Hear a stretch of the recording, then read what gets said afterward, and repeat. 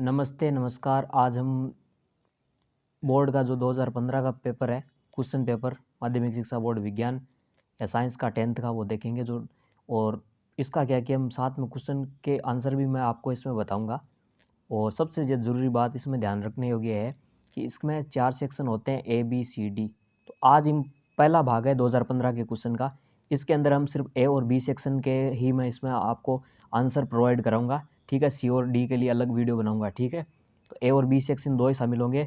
दूसरी बात कि इसके अंदर मैं शॉर्ट के अंदर आंसर दूंगा। आप जब कॉपी में लिखते हो तो जैसे एक शब्द में कोई आंसर होता है तो आपको एक शब्द में नहीं लिखना और पूरी एक सेंटेंस लिखनी है आपको, 1 से 1.5 सेंटेंस। 1 नंबर का है तो ठीक है ना, 2 नंबर का तो आपको 3 से 4 लाइन लिखनी है। 3 से 4 या 5 लाइन अधिकतम हो सकती है। तीसरी बात, विज्ञान में ये नहीं देखा जाता कि आपने कितना बड़ा आंसर लिखा है, ये देखा जाता है कि आपने क्या लिखा है, ठीक है। तो ये कुछ ध्यान रखने योग्य बातें थी। तो मैं इसके पेपर शुरू करता हूँ। तो इसके अंदर क्या है कि 2 सेक्शन है, A B C D 4 section है, लेकिन हम डिस्कस यहाँ पर क्या है कि 2 ही सेक्शन कर रहे हैं। तो ए और बी सेक्शन की हम बात करें, ठीक है। ए और बी सेक्शन की, ए और बी में से एक सेक्शन में 1 से 8 तक क्वेश्चन है, एक एक नंबर के है, ठीक है। इनके में आज मैं आपको उत्तर बताऊंगा। और बी सेक्शन 9 से 14 तक क्वेश्चन है, ये 2 नंबर के, इनके आंसर बताऊंगा, ठीक है। तो ए और बी सेक्शन की हम चर्चा आज हम करने वाले हैं, ठीक है। तो पहले मैं आपको क्वेश्चन बताऊंगा, उसके बाद उसके आंसर बता दूंगा। तो जैसे पहले एक बार क्वेश्चन पढ़ लेता हूँ, उसके बाद रिपीटेशन हो जाएगी क्वेश्चन की और आंसर भी बता दूंगा। तो पहला क्वेश्चन है, 2 संश्लेषित सूचकों के नाम लिखिए। एक बार सिर्फ प्रश्न बता रहा हूँ, थोड़ी देर में आपको मैं उत्तर बता दूंगा। अगला क्वेश्चन है, माँ के रुधिर से भ्रूण को पोषण प्रदान करने वाली संरचना का नाम बताइए। तीसरा क्वेश्चन है, आधुनिक आवर्त सारणी में समूह की संख्या लिखिए। चौथा क्वेश्चन है, किसकी पीएच अधिक होगी, रक्त अथवा अशुद्ध जल, जठर रस या नींबू रस की। पांचवा क्वेश्चन है इसमें कि घरेलू विद्युत परिपथों में अतिभारण से बचने के लिए कौन सी 2 सावधानियां रखनी चाहिए। 2 सावधानी बता रही है आपको, आधा प्लस आधा 1 नंबर, और इसमें भी आधा प्लस आधा 1 नंबर। अगला क्वेश्चन है, ऊर्जा के अनवीकरणीय और नवीकरणीय स्रोत क्या है।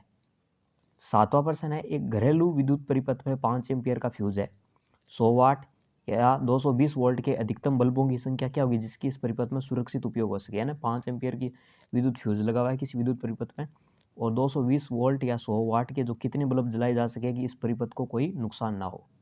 आठवां क्वेश्चन है, अभिनेत्र लेंस की वह क्षमता जिसके कारण वह अपनी फोकस दूरी को समायोजित कर लेता है क्या कहलाती है। तो 8 क्वेश्चन थे, एक एक नंबर के थे। सेक्शन बी के अंदर है क्वेश्चन, वो 2 2 नंबर के हैं। तो पहला क्वेश्चन है, एक उदाहरण दीजिए प्रत्येक का, जिसमें शामिल कौन कौन से हैं, संयोजन अभिक्रिया और वियोजन अभिक्रिया, इनकी परिभाषा देनी और एक एक उदाहरण देना है। 10वां क्वेश्चन है, नाभिकीय ऊर्जा प्रदान करने वाले 2 तत्वों के नाम लिखे। यहाँ पर सिर्फ 2 तत्वों के नाम देने हैं, 1 नंबर का है। और ज्वार भाटा किसे कहते हैं, इसकी परिभाषा देनी है, 1 नंबर का है। 11वें क्वेश्चन के 2 भाग है, ए और बी या ए अथवा बी। तो 11वें क्वेश्चन का पहला भाग है, ओजोन परत को सूर्य से आने वाली कौन सी विकिरण सुरक्षा प्रदान करती है। अगला है, डिस्पोजल प्लास्टिक कप के अपेक्षा हम डिस्पोजल कागज के कप इस्तेमाल करें तो क्या लाभ होंगे, ठीक है। और 12वां क्वेश्चन है, नई जाति के उद्भव में कौन कौन से कारक शामिल है समझाइए। 13वां क्वेश्चन है, किसी विद्युत बल्ब के तंतु में 0.25 एम्पियर विद्युत धारा 20 मिनट तक प्रवाहित करते हैं। विद्युत परिपथ से प्रवाहित विद्युत का आवेश, यानी इसमें आवेश ज्ञात करना है। और 14 क्वेश्चन है, मानव में लिंग निर्धारण का आरेख दूरा समझाइए। तो अब हम इनके एक एक करके आंसर देखते हैं। तो हमारा पहला क्वेश्चन क्या था, 2 संश्लेषित सूचकों के नाम बताइए। तो एक तो है फिनोल्फथिलीन और एक है मेथिल ऑरेंज। ये 2 है ऐसे ना संश्लेषित सूचक है, पीएच के अंदर काम में लिए जाते हैं, पीएच की वैल्यू बताते हैं। अगला है, माँ के रुधिर से भ्रूण को पोषण करने वाली संरचना कौन सी है। तो उसका आंसर है प्लेसेंटा। तीसरा क्वेश्चन था, आधुनिक आवर्त सारणी में आवर्त और वर्ग समूह की संख्या कितनी है, पीरियड और ग्रुप की। तो 7 आवर्त है, 7 आवर्त, और समूह है वो 18 है, ठीक है। अगला क्वेश्चन है, चौथा, किसकी पीएच अधिक होगी। इसमें यह पूछा पीएच ज्यादा किसकी होगी, ये नहीं पूछ रहा अम्ल कौन है या क्षार कौन है। तो रक्त अथवा अशुद्ध जल, तो रक्त की जो पीएच होती है वो 7.4 के लगभग होती है, और अशुद्ध जल यानी शुद्ध जल जो बारिश का पानी होता है शुद्ध, उसकी पीएच 7 होती है। तो 7.4 की ज्यादा हुई तो उसका आंसर हो जाएगा रक्त की पीएच इसमें ज्यादा होगी।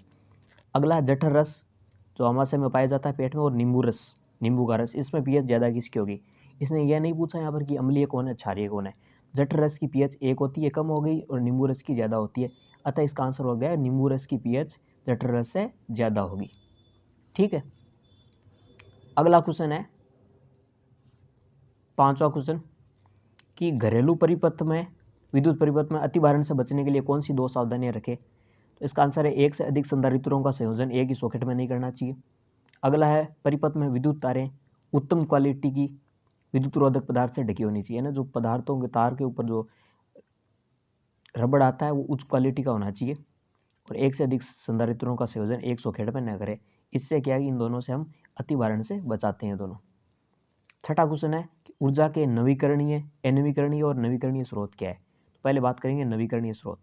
नवीकरणीय यानी इन्हें दोबारा नया बनाया जा सकता है ना, समय के साथ प्राकृतिक रूप फिर से इन्हें बनाया जा सकता है। ये असीमित होते हैं, जैसे वायु, जल, पवन, ये कभी खत्म नहीं होते। तो ये नवीकरणीय यानी एक बार उपयोग में ले लिया, दोबारा उपयोग नए रूप में उपयोग ले सकते हैं, इसलिए इन्हें नवीकरणीय ऊर्जा के स्रोत कहते हैं, वायु, जल और पवन, और ये असीमित होते हैं। अब अनवीकरणीय की बात करें तो इनकी मात्रा सीमित होती है। एक बार इनको हमने पृथ्वी में इस पृथ्वी पर यानी इस ग्रह पर हमने खत्म कर दिया तो दोबारा ये उत्पन्न नहीं होंगे। जैसे कोयला और पेट्रोलियम पदार्थ जितने भी है, गैस वगैरह, पेट्रोल हो गया, डीजल हो गया, ये सब क्या कि अनवीकरणीय ना, दोबारा उत्पन्न नहीं कर सकते। और 8वां क्वेश्चन है कि 7वां क्वेश्चन अभी मैंने डिस्कस नहीं किया छठे के बाद, क्योंकि वो हम आंकिक प्रश्न है, बाद में देखेंगे 7वां प्रश्न, और एक 13वां प्रश्न मैं लास्ट में बताऊंगा इस वीडियो के, ठीक है ना, दोनों आंकिक प्रश्न है। तो अब 8वां प्रश्न है कि अभिनेत्र लेंस की वह क्षमता जिसके कारण वह अपनी फोकस दूरी को समायोजित कर लेता क्या कहलाती है। तो इसका आंसर होगा सहसंजन क्षमता। ठीक है, अब बात करते हैं सेक्शन बी की। इसमें प्रत्येक प्रश्न है 2 नंबर का है। तो हम पहला 9वां क्वेश्चन देखते हैं पहले को। तो इसमें पहला 9वां क्वेश्चन ये है, सेक्शन बी का पहला क्वेश्चन या फिर प्रश्न पत्र का 9वां क्वेश्चन। प्रत्येक का एक उदाहरण दीजिए और संयोजन और वियोजन अभिक्रिया उदाहरण देते हुए इन्हें लिखना है। तो संयोजन अभिक्रिया वो होती है जिसमें 2 या 2 से अधिक अभिकारक मिलकर एक एकल उत्पाद का निर्माण करते हैं, संयोजन अभिक्रिया कहलाती है। इसका उदाहरण हो गया जल का निर्माण, 2H2, यहाँ पर ब्रैकेट में गैस, ये सिंबल भी लगाने कोई भी आपका अभिकारक या उत्पाद है किस स्टेट में, भौतिक अवस्था का उल्लेख करना है आपको, ठीक है। तो 2H2 + O2 ये दोनों गैस है, मिलकर जल का निर्माण कर लेंगे 2H2O का, ठीक है। इसी तरह हम वियोजन अभिक्रिया की बात करें तो इसमें क्या कि एकल अभिकारक होता है जिसको गर्म करते हैं तो 2 या 2 से अधिक उत्पाद बनाता है टूटकर। जैसे कि चूना पत्थर है, ये सॉलिड होता है, CaCO3 कैल्शियम कार्बोनेट, ये बिना बुझा चूना कैल्शियम ऑक्साइड और कार्बन डाइऑक्साइड में टूट जाता है। ये CaO बिना बुझा चूल्हा सॉलिड होता है और कार्बन डाइऑक्साइड इसमें मुक्त होती है। तो ये हमारी वियोजन अभिक्रिया का उदाहरण हो गया। यानी कि संयोजन अभिक्रिया में 2 या 2 से अधिक अभिकारक जुड़कर एकल उत्पाद बनाते हैं, जबकि वियोजन अभिक्रिया में एकल अभिकारक से 2 या 2 से अधिक उत्पाद बनते हैं। अब है 10वां क्वेश्चन। 10वें में पहला है कि नाभिकीय ऊर्जा प्रदान करने वाले 2 तत्वों के नाम लिखिए। तो यूरेनियम और प्लूटोनियम ऐसे 2 तत्व हैं जो जिनसे कि नाभिकीय ऊर्जा प्राप्त होती है। 10वें का बी क्वेश्चन है ज्वार भाटा क्या है। तो चंद्रमा व सूर्य की आकर्षण शक्तियों के कारण समुद्र के जल में जो परिवर्तन होते हैं ना समुद्र, उन्हें ज्वार भाटा कहते हैं। तो जल में परिवर्तन किस प्रकार होते हैं, जैसे जल का ऊपर उठकर आगे बढ़ना, जैसे समुद्र है यहाँ से ऊपर उठा और इधर है धरातल, आगे बढ़कर ये पृथ्वी की तरफ आ गया। यहाँ पर किसी तटीय जैसे कोई मुंबई है, गुजरात है, वहाँ तट के अंदर आ गया पानी ऊपर उठकर, तो ये कहलाता है ज्वार। जबकि सागरीय जल का नीचे गिरकर ऊपर उठता है, फिर दोबारा नीचे गिर के समुद्र में चला जाता है, तो नीचे गिरकर वापस समुद्र में लौटना भाटा कहलाता है। तो एक बार फिर से देख लेते हैं कि चंद्रमा व सूर्य की आकर्षण शक्तियों के कारण समुद्र के जल का ऊपर उठकर आगे बढ़ना, यानी एक निश्चित स्थान पर समुद्र का जल है ऊपर उठा और आगे बढ़ा, तो ज़्यादातर धरातल की तरफ जाता है, तो ये क्या कहलाता है ज्वार। जबकि सागरीय जल नीचे बैठता है और वापस समुद्र की ओर चला जाता है, तो क्या कहलाता है भाटा, ठीक है। अब आपका 11वां क्वेश्चन है कि ओजोन परत सूर्य से आने वाली कौन सी विकिरण को से सुरक्षा प्रदान करती है। तो इसका आंसर है पराबैंगनी विकिरण। इसका बी क्वेश्चन है कि डिस्पोजेबल प्लास्टिक की कप, डिस्पोजल के प्लास्टिक के जो कप आते हैं उसकी अपेक्षा कागज़ के डिस्पोजल कप होते हैं, वो उससे इस्तेमाल करने के क्या लाभ है। डिस्पोजल के कप आते हैं, एक तो कागज़ के बने होते हैं, एक प्लास्टिक के आते हैं।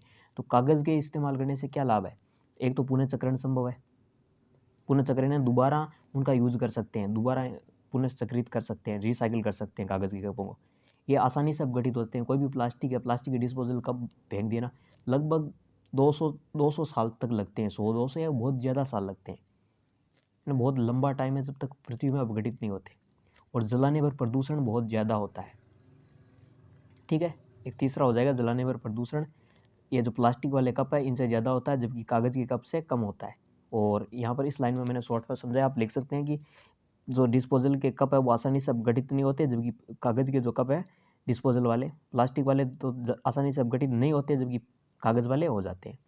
और रिसाइकल है, प्लास्टिक के कप को नहीं कर सकते, जबकि किसको कर सकते हैं, कागज़ के डिस्पोजल को कर सकते हैं। और 1 नंबर का ही है, तो आप इसके 2 ही लिख दे तो भी बहुत है, ये 2 पॉइंट बहुत है। 3 लिखना चाहिए तो 3, 1 ही नंबर का है ये, 1 नंबर का ऊपर वाला है, ठीक है।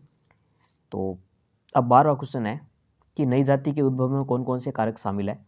तो वैसे तो कई कारक होते हैं, लेकिन यहाँ संक्षेप में 2 कारक का हम उल्लेख करना चाहेंगे। एक तो है प्राकृतिक वरण।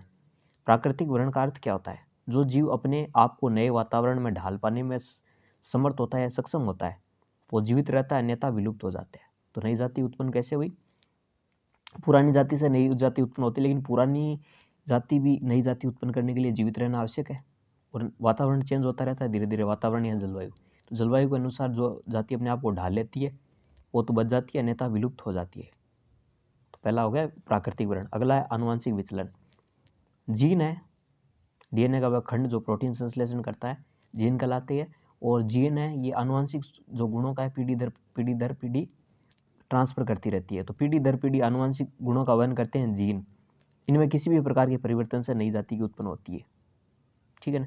कोई एक जीन है जिसका एक स्पेसिफिक लक्षण है जो कई पीढ़ियों तक चलता है किसी परिवार में, अगर इसमें चेंज होगा, तो जैसे किसी की नीली आंखें होती है, घुंघराले बाल होते हैं, वो किसी स्पेसिफिक जीन से होते हैं, ठीक है।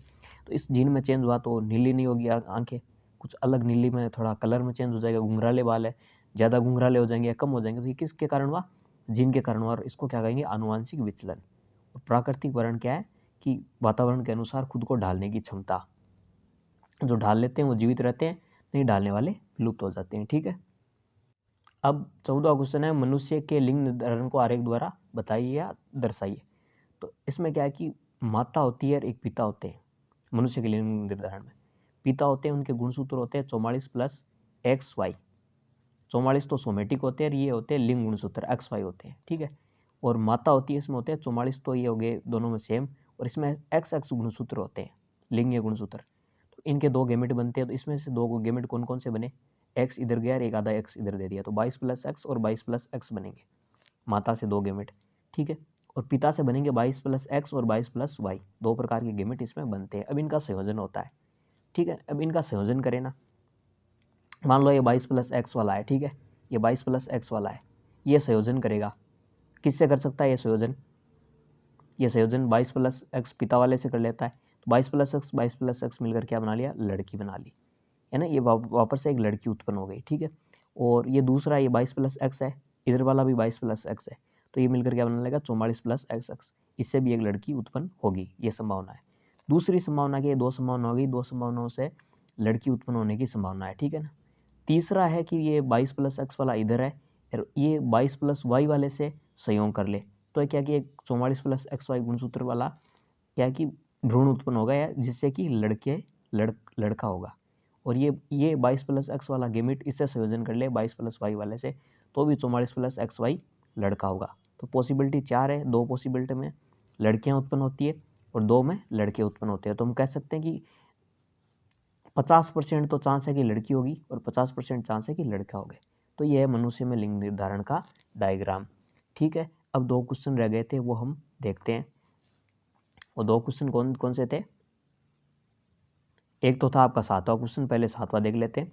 ये 7वां क्वेश्चन 1 नंबर का ही है, ठीक है। और गणितीय क्वेश्चन होते हैं ना, वो कितने बड़े हो चाहे या कितने छोटे हो, उसमें एक तो गणितीय क्वेश्चन जिसमें कि हम मैथमेटिक्स का उपयोग करते हैं, और एक ना डायग्राम होता है, किसी के चित्र का उपयोग करते हैं, उनमें शब्द सीमा लागू नहीं होती, ठीक है। तो ये लंबा हो रहा है तो इसमें 1 ही नंबर, ऐसा नहीं चेक करने वाला कहेगा कि आपने 1 पेज में लिख दिया तो आपके नंबर काट लूँ, ऐसा नहीं होगा। तो एक क्वेश्चन क्या है, एक घरेलू परिपथ में, विद्युत परिपथ में 5 एम्पियर का फ्यूज है, 100 वाट और 220 वोल्ट के, अधिकतम बल्बों की संख्या क्या होगी जिसका इस परिपथ में सुरक्षित उपयोग कर सके। यहाँ पर धारा दी गई है 5 एम्पियर आई, पी दिया गया है पावर 100 वाट और विभवांतर दिया गया है 200 वोल्ट, ठीक है। अब मान लो कि कितने बल्ब उपयोग हो सकते हैं, एक्स हो सकते हैं, तो पी क्या हो जाएगा, एक्स गुणा एक बल्ब की संख्या, तो एक्स क्या है, बल्ब की संख्या गुणा 100 हो जाएगा, पी बराबर 100x, ठीक है। तो यहाँ पर पी निकालने के लिए 100 वाट है, एक पी की संख्या कितनी है, 100 वाट, तो एक्स यानी कुल टोटल बल्ब होंगे एक्स, तो कुल पावर कितना हो जाएगा, इसके द्वारा कंज्यूम होने वाला 100x हो जाएगा। और चूंकि इसे हम समीकरण 1 दे सकते हैं या कुछ भी दे सकते हैं, ये पी की वैल्यू आ गई। अब हम P बराबर जानते हैं VI होता है, P बराबर क्या होता है VI। P के अंदर मान रख देंगे 100x, कितने हमारे पास क्या है 100x बल्ब है, एक बल्ब की जो क्या की पावर है वो P 100 है और x बल्बों का हो गया 100x, और इधर V और I का मान रख देंगे। V का मान हमारे पास क्या है 200 वोल्ट और 5 क्या है I धारा का मान 5, तो इधर 200 से 5 गुणा कर देंगे 1000 हो जाएगा, इधर 100x है तो x बराबर 100 को इधर भेज देंगे 1000 के बट्टा में, तो इसे कट जाएगा और 10 बल्ब, यानी कि हम ऐसे परिपथ के अंदर इसका आंसर हो जाएगा 10 बल्ब। तो लास्ट के अंदर आप एग्जाम में लिख देंगे कि अतः सुरक्षित बल्बों की संख्या कितनी होगी बराबर 10, और उसको ऐसे अंडरलाइन कर सकते हैं या ब्रैकेट बना सकते हैं, इससे कि इंप्रेशन एग्जाम में अच्छा पड़ता है। 13वां क्वेश्चन है, अब देख लो ये 7वां क्वेश्चन है 1 नंबर का, लेकिन इसका आंसर इतना लंबा हो गया। तो गणितीय जब भी हम मैथमेटिक्स सॉल्यूशन करते हैं वहाँ शब्द सीमा नहीं देखी जाती। अब ये क्वेश्चन है 13वां, इतना से में हो गया, लेकिन ये 2 नंबर का है। एक विद्युत बल्ब के तंतु में इतनी धारा 20 मिनट तक प्रवाहित हो रही है, इसमें आवेश ज्ञात करना है। तो आवेश होता है वो होता है I और T, समय गुणा धारा बराबर आवेश होता है, ठीक है। तो हमारे पास विद्युत धारा दे रखी है, I दे रखा है 0.25, और कितनी देर तक 20 मिनट तक, और 1 मिनट में होते हैं 60 सेकंड, इसलिए 60 से गुणा कर लेंगे। तो इसको ऐसे करके काटेंगे तो हमारे पास आ जाएगा 300 कूलाम। तो आवेश का मान हो जाएगा 300 कूलाम, इसका आंसर हो जाएगा। तो ठीक है, तो इसके अंदर की एक तो मैंने आप ना ऐसे ही नहीं करा सकते, काफ़ी वीडियो बनाने में मेहनत लगती है और पूरा ऑथेंटिक होना चाहिए आपका आंसर, किसी भी प्रकार की गलती नहीं होनी चाहिए, इसमें काफ़ी टाइम लगता है, इसलिए मैंने A और B सेक्शन 2 ही शामिल इसमें किए हैं। C और D करता तो वीडियो लंबा हो जाता, तो मैं इसको शॉर्टकट में समझा नहीं पाता ठीक से, ठीक है ना। इसलिए मैंने A और B सेक्शन 2 ही लिए हैं, अगले वीडियो में C और D में ले लूँगा। Thanks for watching.